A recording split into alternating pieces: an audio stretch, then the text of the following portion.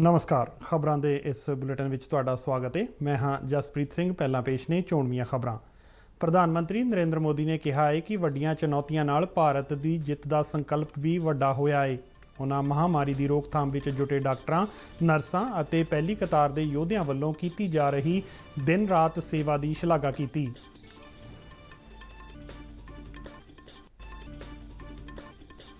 ਪ੍ਰਧਾਨ ਮੰਤਰੀ ਨੇ ਕਿਹਾ ਹੈ ਕਿ ਦੇਸ਼ ਦੇ ਵਿਗਿਆਨੀਆਂ, ਮਾਹਿਰਾਂ ਅਤੇ ਯੋਧਿਆਂ ਦੀ ਬਦੌਲਤ ਭਾਰਤ ਨੇ ਆਕਸੀਜਨ ਦੀ ਘਾਟ ਅਤੇ ਟੈਸਟਿੰਗ ਜਿਹੀਆਂ ਚੁਣੌਤੀਆਂ ਲਈ ਸਫਲਤਾਪੂਰਵਕ ਕੰਮ ਕੀਤਾ।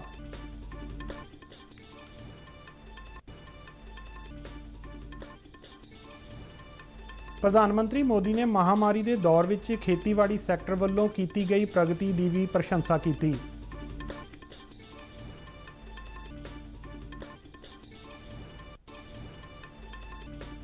ਕੇਂਦਰ ਸਰਕਾਰ ਨੇ ਕੋਵਿਡ ਰਾਹਤ ਸਮੱਗਰੀ ਨੂੰ GST ਤੋਂ ਛੋਟ ਦੇਣ ਸੰਬੰਧੀ ਮੰਤਰੀਆਂ ਦੇ ਇੱਕ ਸਮੂਹ ਦਾ ਗਠਨ ਕੀਤਾ।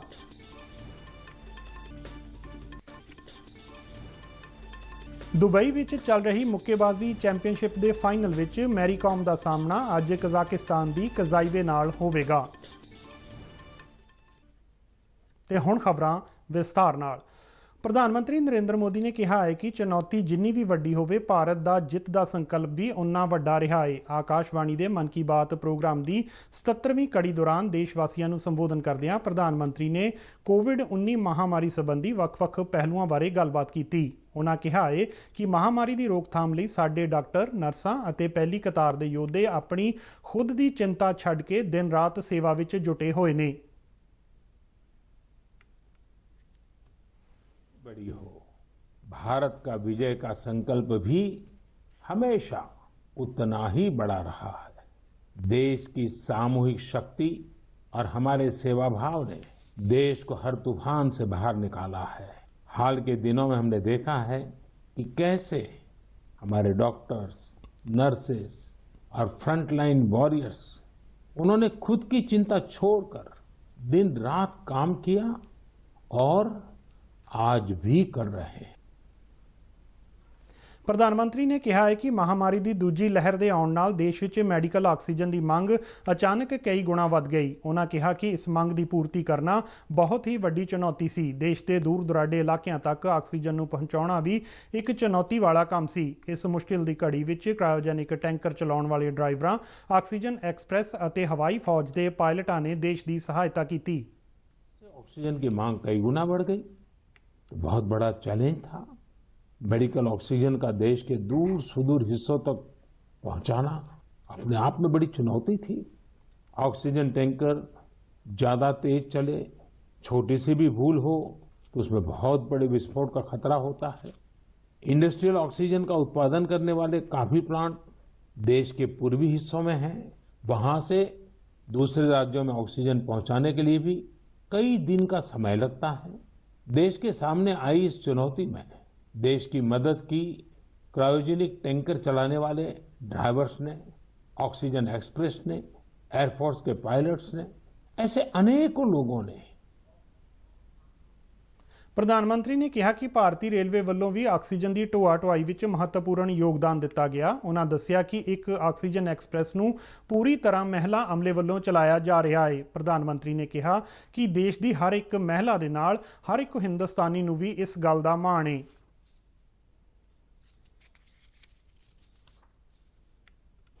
ਪ੍ਰਧਾਨ ਮੰਤਰੀ ਨੇ ਕਿਹਾ ਹੈ ਕਿ ਇਸ ਸਮੇਂ ਵਿੱਚ ਸਾਡੇ ਅਨੇਕਾਂ ਵਿਗਿਆਨੀ, ਸਨਅਤੀ ਮਾਹਰ ਅਤੇ ਤਕਨੀਸ਼ੀਅਨ ਜੰਗੀ ਪੱਧਰ ਤੇ ਕੰਮ ਕਰ ਰਹੇ ਨੇ। ਪ੍ਰਧਾਨ ਮੰਤਰੀ ਨੇ ਕਿਹਾ ਕਿ ਦੇਸ਼ ਦੀਆਂ ਤਿੰਨਾਂ ਸੈਨਾਵਾਂ ਤੋਂ ਇਲਾਵਾ ਰੱਖਿਆ, ਖੋਜ ਅਤੇ ਵਿਕਾਸ ਸੰਗਠਨ ਵੀ ਇਸ ਕੰਮ ਵਿੱਚ ਜੁਟਿਆ ਹੋਇਆ ਹੈ।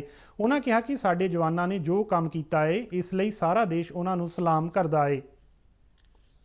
और क्रायोजेनिक टैंकर्स भी देश में लाए जा रहे हैं, इसलिए इसमें नेवी भी लगी, एयरफोर्स भी लगी, आर्मी भी लगी और DRDO जैसी हमारी संस्थाएं भी जुटी हैं। हमारे कितने ही वैज्ञानिक, इंडस्ट्री के एक्सपर्ट्स और टेक्नीशियन भी युद्ध स्तर पर काम कर रहे हैं। ਪ੍ਰਧਾਨ ਮੰਤਰੀ ਨੇ ਕਿਹਾ ਕਿ ਅਜਿਹੀ ਆਲਮੀ ਚੁਣੌਤੀ ਦਾ ਕਿਸੇ ਵੀ ਕੋਲ ਤਜਰਬਾ ਨਹੀਂ ਸੀ, ਪਰ ਇਸ ਦੇ ਪਿੱਛੇ ਦੇਸ਼ ਸੇਵਾ ਦੀ ਭਾਵਨਾ ਅਤੇ ਇੱਕ ਸੰਕਲਪ ਸ਼ਕਤੀ ਕੰਮ ਕਰ ਰਹੀ ਹੈ। ਪ੍ਰਧਾਨ ਮੰਤਰੀ ਨੇ ਦੱਸਿਆ ਕਿ ਆਮ ਦਿਨਾਂ ਵਿੱਚ ਦੇਸ਼ ਵਿੱਚ ਤਰਲ ਮੈਡੀਕਲ ਆਕਸੀਜਨ ਦਾ ਉਤਪਾਦਨ 900 ਮੀਟ੍ਰਿਕ ਟਨ ਪ੍ਰਤੀ ਦਿਨ ਹੁੰਦਾ ਸੀ, ਜੋ ਕਿ ਹੁਣ ਵੱਧ ਕੇ 9,500 ਮੀਟ੍ਰਿਕ ਟਨ ਤੇ ਪਹੁੰਚ ਗਿਆ ਹੈ। ਉਹਨਾਂ ਕਿਹਾ ਕਿ ਮਹਾਮਾਰੀ ਦੀ ਸ਼ੁਰੂਆਤ ਵੇਲੇ ਦੇਸ਼ ਵਿੱਚ ਕੇਵਲ ਇੱਕ ਹੀ ਟੈਸਟਿੰਗ ਲੈਬ ਸੀ, ਪਰ ਹੁਣ 2,500 ਤੋਂ ਵੱਧ ਲੈਬਾਂ ਇੱਕ ਦਿਨ ਵਿੱਚ 20 ਲੱਖ ਤੋਂ ਵੱਧ ਟੈਸਟ ਕਰ ਰਹੀਆਂ ਨੇ। ਦੇਸ਼ ਵਿੱਚ ਹੁਣ ਤਾਈਂ 33 ਕਰੋੜ ਤੋਂ ਵੱਧ ਸੈਂਪਲਾਂ ਦੀ ਜਾਂਚ ਕੀਤੀ ਜਾ ਚੁੱਕੀ ਹੈ।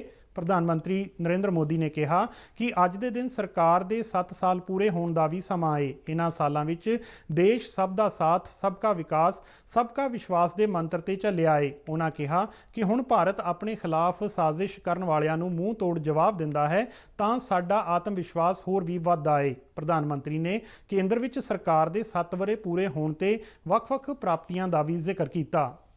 इन वर्षों में देश सबका साथ, सबका विकास, सबका विश्वास के मंत्र पर चला है।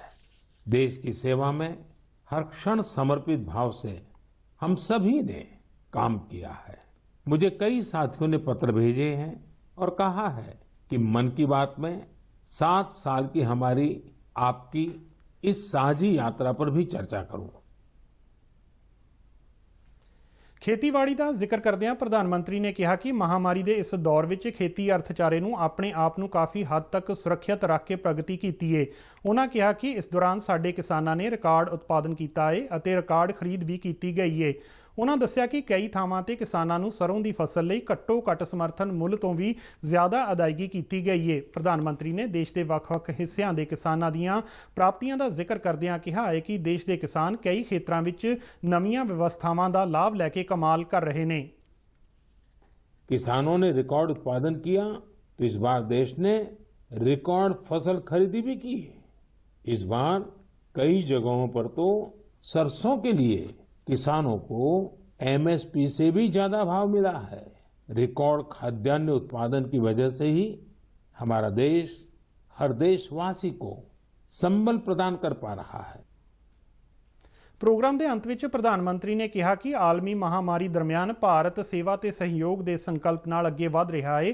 ਉਹਨਾਂ ਕਿਹਾ ਕਿ ਅਸੀਂ ਮਹਾਮਾਰੀ ਦੀ ਪਹਿਲੀ ਲਹਿਰ ਵਿੱਚ ਵੀ ਪੂਰੇ ਹੌਸਲੇ ਨਾਲ ਲੜਾਈ ਲੜੀ ਸੀ ਅਤੇ ਇਸ ਵਾਰ ਵੀ ਚੱਲ ਰਹੀ ਲੜਾਈ ਵਿੱਚ ਭਾਰਤ ਜੇਤੂ ਹੋਵੇਗਾ। ਪ੍ਰਧਾਨ ਮੰਤਰੀ ਨੇ ਨਾਗਰਿਕਾਂ ਨੂੰ 2 ਗਜ਼ ਦੀ ਦੂਰੀ, ਮਾਸਕ ਪਹਿਨਣ ਅਤੇ ਵੈਕਸੀਨ ਲਗਵਾਉਣ ਦੀ ਅਪੀਲ ਕਰਦਿਆਂ ਅਵੇਸਲੇ ਨਾ ਹੋਣ ਦੀ ਸਲਾਹ ਦਿੱਤੀ। सेवा और सहयोग के संकल्प के साथ आगे बढ़ रहा है। हमने पहली वेव में भी पूरे हौसले के साथ लड़ाई लड़ी थी। इस बार भी वायरस के खिलाफ चल रही लड़ाई में भारत विजयी होगा। 2 गज की दूरी, मास्क से जुड़े नियम हो या फिर वैक्सीन, हमें ढिलाई नहीं करनी है। ਕੇਂਦਰ ਸਰਕਾਰ ਨੇ ਕੋਵਿਡ ਰਾਹਤ ਸਮੱਗਰੀ ਅਤੇ ਉਪਕਰਨਾਂ ਨੂੰ GST ਤੋਂ ਛੋਟ ਅਤੇ ਰਿਆਇਤ ਦੇ ਸੰਬੰਧੀ ਮਾਮਲਿਆਂ ਤੇ ਵਿਚਾਰ ਕਰਨ ਲਈ ਮੰਤਰੀਆਂ ਦੇ ਇੱਕ ਸਮੂਹ ਦਾ ਗਠਨ ਕੀਤਾ ਹੈ। ਕੇਂਦਰੀ ਖਜ਼ਾਨਾ ਮੰਤਰਾਲੇ ਵੱਲੋਂ ਗਠਿਤ ਕੀਤੇ ਗਏ ਇਸ ਸਮੂਹ ਦਾ ਕਨਵੀਨਰ ਮੇਘਾਲਿਆ ਦੇ ਮੁੱਖ ਮੰਤਰੀ ਕੋਨਾਰਡ ਸੰਗਮਾ ਨੂੰ ਲਾਇਆ ਗਿਆ ਹੈ। ਇਸ 8 ਮੈਂਬਰੀ ਸਮੂਹ ਵਿੱਚ ਗੁਜਰਾਤ ਦੇ ਉਪ ਮੁੱਖ ਮੰਤਰੀ ਨਿਤਨ ਭਾਈ ਪਟੇਲ, ਮਹਾਰਾਸ਼ਟਰ ਦੇ ਉਪ ਮੁੱਖ ਮੰਤਰੀ ਅਜੀਤ ਪਵਾਰ, ਗੋਆ ਦੇ ਟਰਾਂਸਪੋਰਟ ਮੰਤਰੀ ਮੋਵਿਨ ਗੋਡੀਨੋ ਅਤੇ ਉੱਤਰ ਪ੍ਰਦੇਸ਼, ਕੇਰਲ, ਓਡੀਸ਼ਾ ਤੇ ਤੇਲੰਗਾਨਾ ਦੇ ਖਜ਼ਾਨਾ ਮੰਤਰੀ ਸ਼ਾਮਲ ਨੇ। GST ਕੌਂਸਲ ਦੀ ਪਿਛਲੇ ਦਿਨੀ ਹੋਈ 43ਵੀਂ ਮੀਟਿੰਗ ਦੌਰਾਨ ਉੱਚ ਪੱਧਰੀ ਮੰਤਰੀ ਸਮੂਹ ਦਾ ਗਠਨ ਕਰਨ ਦਾ ਫੈਸਲਾ ਕੀਤਾ ਗਿਆ ਸੀ। ਕੌਂਸਲ ਵੱਲੋਂ ਕੋਵਿਡ-19 ਨਾਲ ਸੰਬੰਧਿਤ ਮੈਡੀਕਲ ਸਾਜ਼ੋ ਸਮਾਨ ਤੇ ਅਗਸਤ ਮਹੀਨੇ ਦੇ ਅੰਤ ਤੱਕ GST ਤੋਂ ਮੁਕੰਮਲ ਛੋਟ ਦਾ ਵੀ ਫੈਸਲਾ ਕੀਤਾ ਗਿਆ ਸੀ। ਕੇਂਦਰ ਵੱਲੋਂ ਗਠਿਤ ਕੀਤਾ ਗਿਆ ਇਹ ਸਮੂਹ ਮਹਾਮਾਰੀ ਸੰਬੰਧੀ ਲੋੜੀਂਦੇ ਉਪਕਰਨਾਂ ਅਤੇ ਸਮੱਗਰੀ ਨੂੰ GST ਤੋਂ ਛੋਟ ਦੇਣ ਸੰਬੰਧੀ ਵੱਖ-ਵੱਖ ਪਹਿਲੂਆਂ ਦੀ ਪੜਚੋਲ ਅਤੇ ਨਿਗਰਾਨੀ ਕਰੇਗਾ। ਸਮੂਹ ਵੱਲੋਂ ਆਪਣੀ ਰਿਪੋਰਟ GST ਕੌਂਸਲ ਦੀ ਅਗਲੇ ਮਹੀਨੇ 8 ਤਰੀਕ ਨੂੰ ਹੋਣ ਵਾਲੀ ਮੀਟਿੰਗ ਵਿੱਚ ਪੇਸ਼ ਕੀਤੀ ਜਾਵੇਗੀ। ਦੁਬਈ ਵਿੱਚ ਚੱਲ ਰਹੀ ਏਸ਼ੀਆਈ ਮੁੱਕੇਬਾਜ਼ੀ ਚੈਂਪੀਅਨਸ਼ਿਪ ਦੇ 51 ਕਿਲੋਗ੍ਰਾਮ ਭਾਰ ਵਰਗ ਦੇ ਫਾਈਨਲ ਮੁਕਾਬਲੇ ਵਿੱਚ ਭਾਰਤੀ ਸਟਾਰ ਮੁੱਕੇਬਾਜ਼ MC ਮੈਰੀ ਕਾਮ ਦਾ ਸਾਹਮਣਾ ਅੱਜ ਕਜ਼ਾਕਿਸਤਾਨ ਦੀ ਨਜ਼ਾਇਮ ਕਜ਼ਾਈਵੇ ਨਾਲ ਹੋਵੇਗਾ। 6 ਵਾਰ ਦੀ ਵਿਸ਼ਵ ਚੈਂਪੀਅਨ ਮੈਰੀ ਕਾਮ ਨੇ ਸੈਮੀਫਾਈਨਲ ਮੁਕਾਬਲੇ ਵਿੱਚ ਮੰਗੋਲੀਆ ਦੀ ਲਤਸਾਈ ਖਾਨ ਨੂੰ 4-1 ਦੇ ਫਰਕ ਨਾਲ ਹਰਾ ਕੇ ਫਾਈਨਲ ਵਿੱਚ ਜਗ੍ਹਾ ਬਣਾਈ ਹੈ। ਮੈਰੀ ਕਾਮ ਤੋਂ ਇਲਾਵਾ ਲਾਲ ਬੁਆ ਤਸਹੀ, ਪੂਜਾ ਰਾਣੀ ਅਤੇ ਅਨੁਪਮਾ ਆਪੋ ਆਪਣੇ ਭਾਰ ਵਰਗ ਦੇ ਫਾਈਨਲ ਮੁਕਾਬਲਿਆਂ ਵਿੱਚ ਪਹੁੰਚ ਗਈਆਂ ਨੇ। ਮਰਦਾਂ ਵਿੱਚ ਭਾਰਤੀ ਮੁੱਕੇਬਾਜ਼ ਅਮਿਤ ਪੰਗਾਲ, ਸ਼ਿਵ ਥਾਪਾ ਅਤੇ ਸੰਜੀਤ ਵੀ ਫਾਈਨਲ ਵਿੱਚ ਪਹੁੰਚ ਗਏ ਨੇ। ਇਸ ਦੇ ਨਾਲ ਹੀ ਖਬਰਾਂ ਦਾ ਬੁਲੇਟਿਨ ਖਤਮ ਹੁੰਦਾ ਹੈ। ਨਮਸਕਾਰ।